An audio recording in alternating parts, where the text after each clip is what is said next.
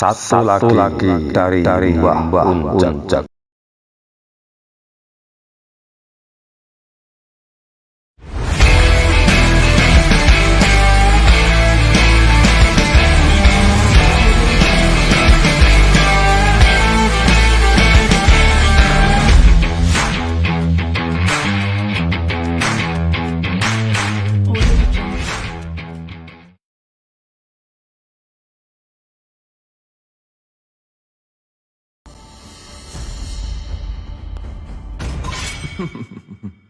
Your Still team swords is banning. run deep.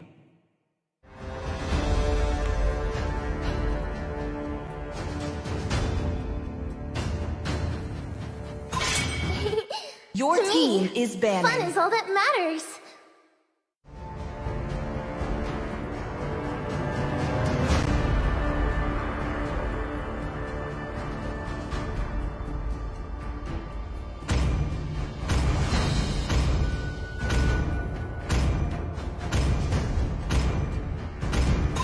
I didn't cure the pain. Your team I is harnessed banning. it.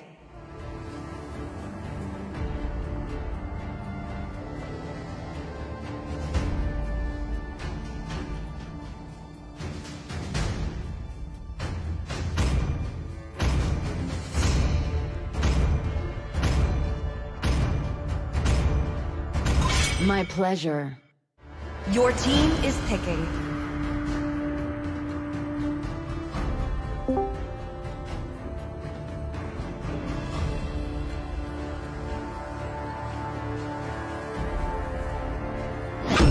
The night sky tells Your team all. is picking.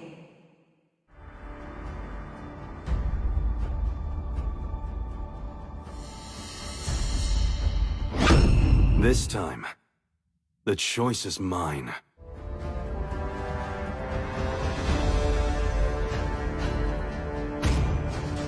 I love the smell of gunpowder Your in the team is morning. picking.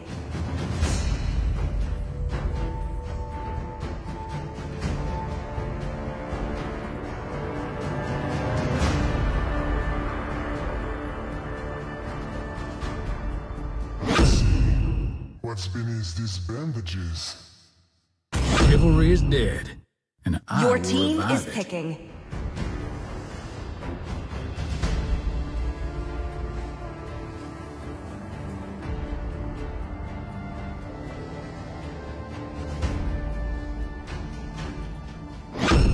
Time and tide. Your wait for team no- is banning.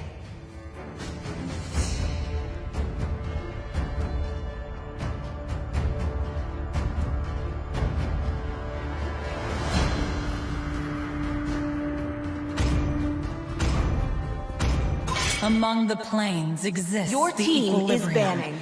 which I was made for.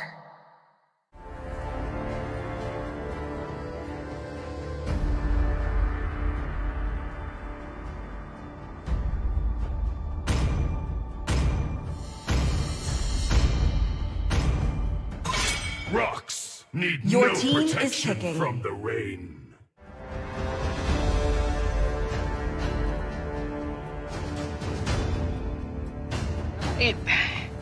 Magandang gabi sa inyo mga kaibigan, and we are back again on our week number 2 here at Mobile Legends Scrim, brought to you by Sir John Ray Arendain. And here in front of us, two teams ang magtatapat ngayon. It's gonna be Astral Alpha and Tomobs Esport. And I think kilala ko tong nasa red side. Come and join Tawag me dito. in my dream world. Ang team ba itong nasa right side? Your team But I is think picking. itong Tomobs Esport, they're coming from Davao de Oro, and I'm familiar with I think two players here, Levi Tuatade and Key, mga batang Moncayo from Davao de Oro, and they are known dun sa province na yon, and they're actually, I think they were runner-ups dun sa last na tournament doon. Meanwhile, dito sa my blue side, I'm not very familiar with this team. Not sure kung saan sila galing. I think they're Tagalog na team to. So this could be Tagalog versus Bisaya game. And I'm kinda excited of what these two teams could bring. I can assure na magandang laban ang iibibigay ng dalawang ito. And just looking at the draft right now, it looks like magkakasubukan at magkakainitan tong dalawang to.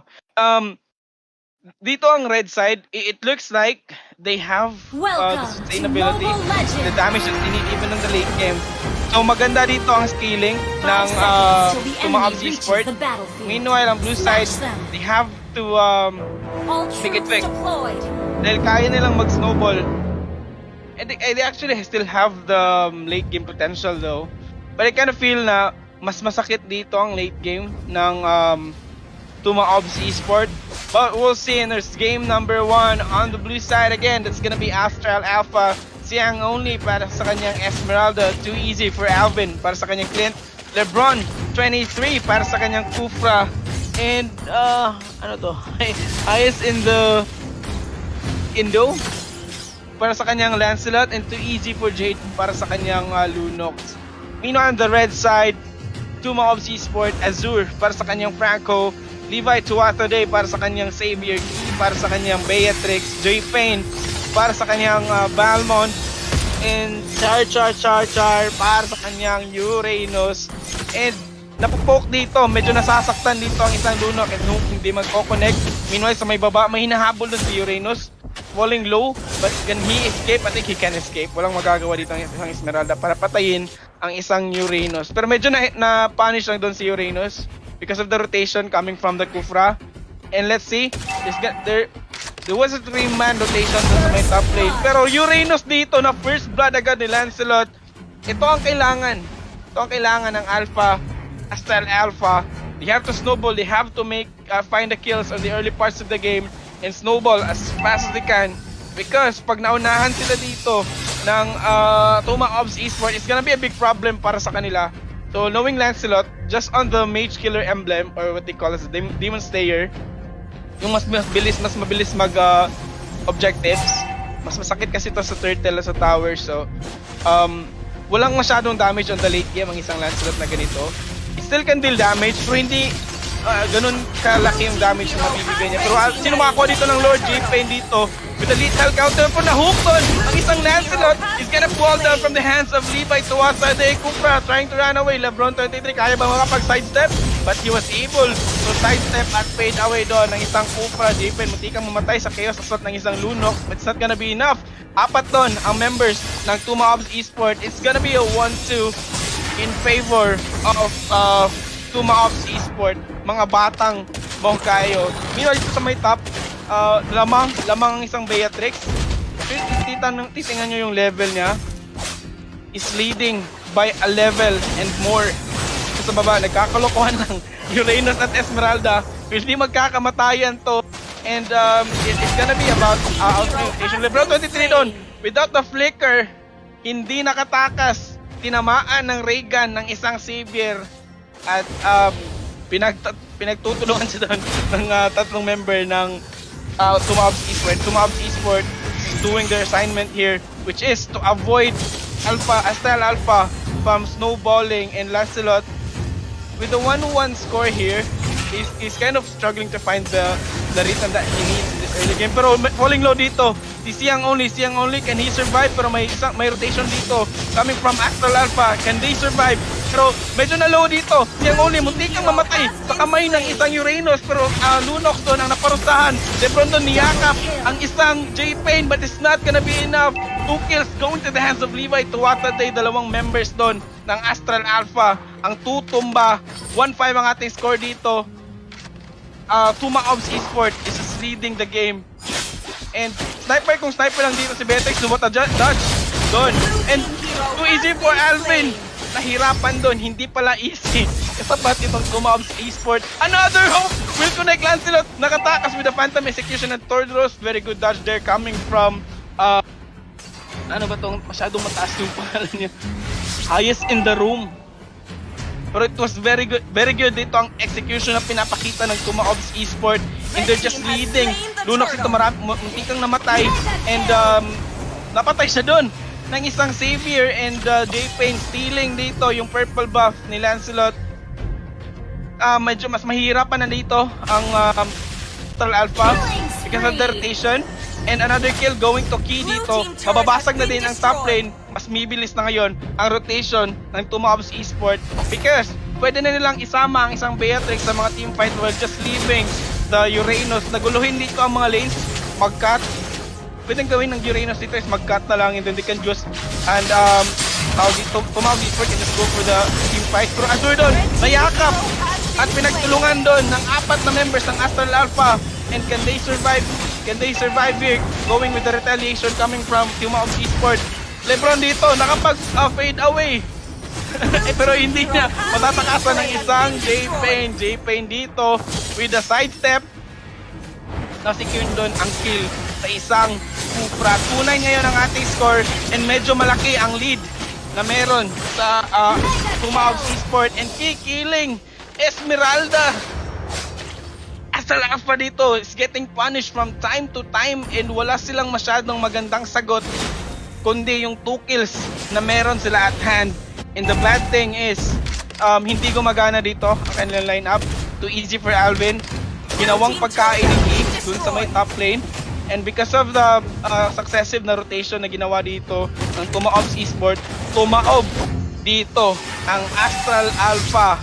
And inaagaw na ngayon kanilang mga jungle camps. J-Pen dito, niyakap ni Kukra. But is it gonna be enough? Ang sakit ng damage ng isang Xavier. Kukra nadamay pa. Too easy for Alvin. Malapit kan mamatay dito but can he be caught? Believe by Tuwata and it's gonna be captured. But with the flicker out, nakatakas pa at nag-survive ang isang Clint. But it's gonna be dangerous in the next 3 team fights. Kasi pag nahuli siya ulit ng ganong klaseng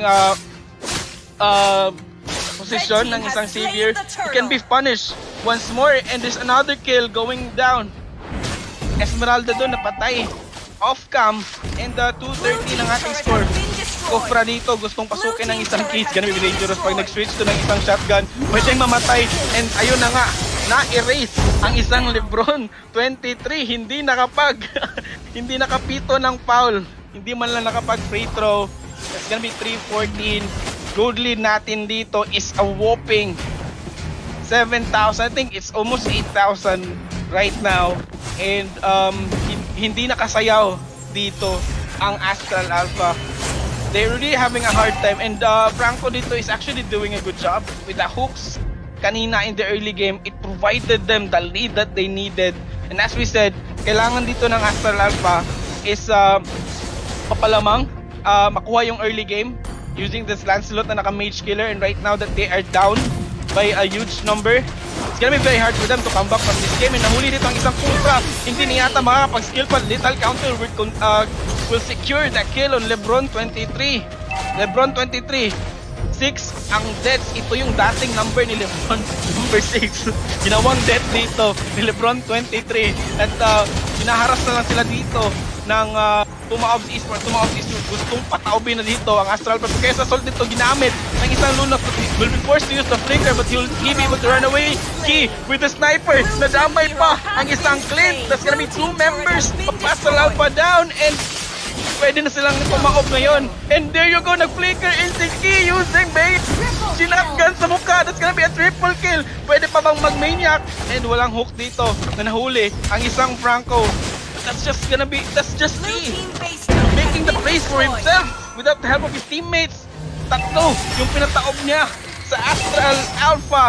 And Astral Alpha, what can they do right now? Nahuli pa doon ang isang Lunok but with a counterplay coming from the Supra. Key here is gonna be shut down. Ang ganda ng yakap na ginawa ni Lebron 23. That's gonna be a clutch 3-point play para sa isang Supra. But will it matter?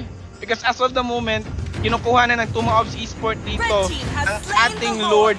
And given that this is just a best of 3 series, this could be a shocking game para sa Astral Alpha. And Uranus dito just tanking the damage. Walang nabibigay damage masyado dito ang isang Glint.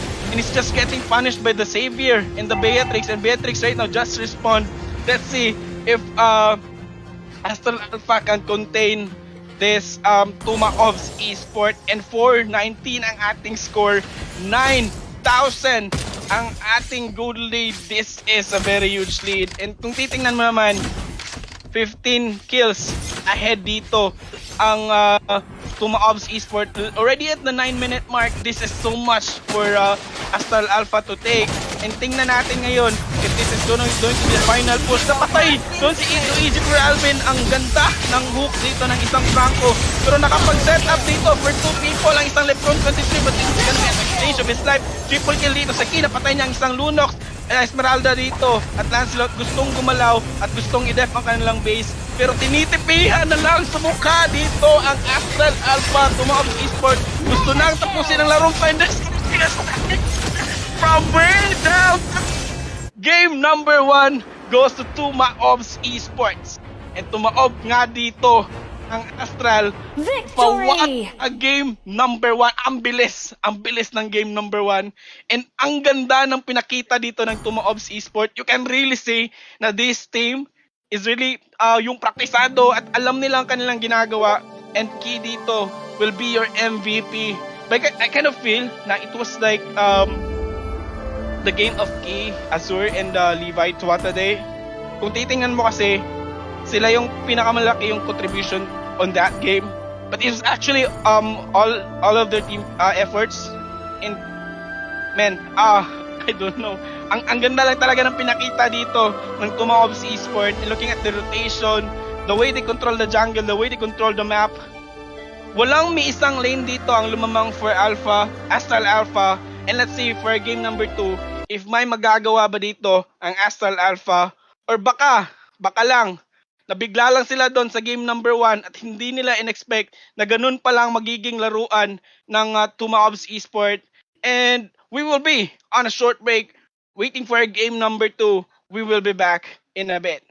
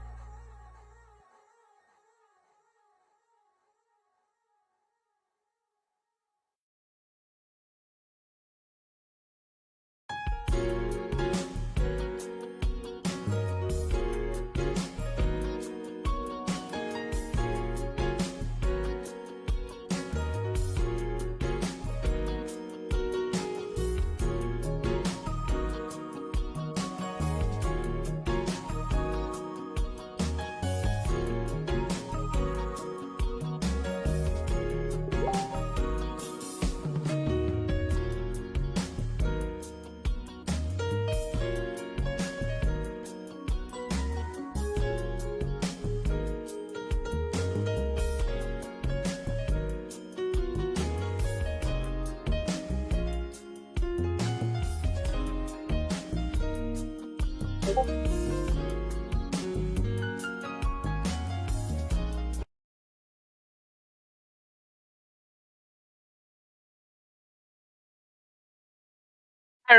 and we are back again for our game number 2. First pick dito, ang Tumaobs Esport. And second pick, ang Astral Alpha. Ano kayang magiging sagot nila dito? It's very interesting for the game number 2. It could be the draft answer for Astral Alpha. Or they can just avoid Time and tide. the, Your team is banning. I kind of feel na parang 50-50 yung line-up nila kanina. Especially na naunahan sila dito ng Tumaobs Esport. And it seems like they have to draft something that can sustain the mid game and the late game.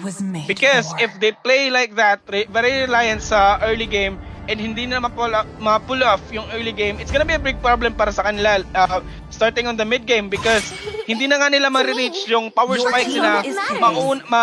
Maaangatan pa sila ng Tumaobs Esport. And here go for the bans, Karina and Eve para sa Tumaobs Esport. Meanwhile, for Astral Alpha, it's gonna be 1-1 and Beatrix. This is a good answer, knowing that Tumaobs Esport dito, ang galing ng kanilang marksman. And if you have, if you've seen the performance of a Beatrix and how 1-1 is performing right now sa mga RGs nyo, I know, if you're playing ranked games, 1-1 is not someone that you wanna give in the draft. And Ling dito magiging first pick ng Astral Tumaobs Esport, and Astral Alpha with a good steal using that Franco.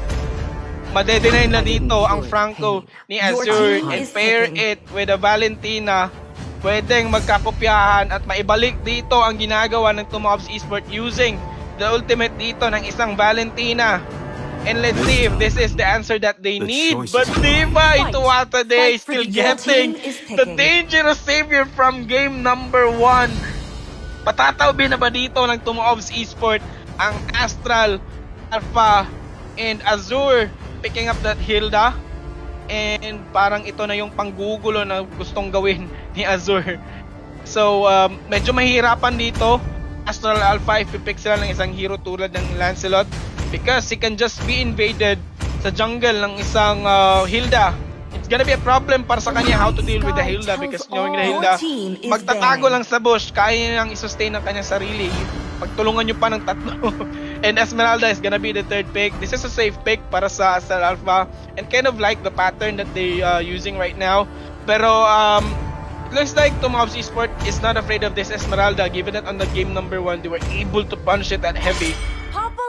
Because the damage that they have is just so much. So, tingnan natin dito if Esmeralda could be the factor that they need. Pero Lancelot dito, inalis ng Tumaobs Esport. Even though nabugbog nila kanina sa game number 1, they still remove it. I think they're trying to choke here the heroes remaining for Astral Alpha. They're hovering for the high loss. Okay. Baksha jungler. This is a good answer for Matilda. Makunat laban sa makunat. And I think Baksha is someone who will not care kung sinong andyan para i-delay siya. Given that he is a tank, he can just sustain himself. And mabilis lang mag-jungle ang isang Baksha. Take note of that. And Uranus dito and Kimi magiging last 2 picks ng Tumaobs Esport. Meanwhile, Brody ang hinuhover dito ng Astral Alpha. Is this gonna be the last hero? Pwedeng Brody? Or pwedeng... Here's the proof that I'm still okay, alive. so Brody na ang gusto dito ng Astral Alpha, and there you go for the draft.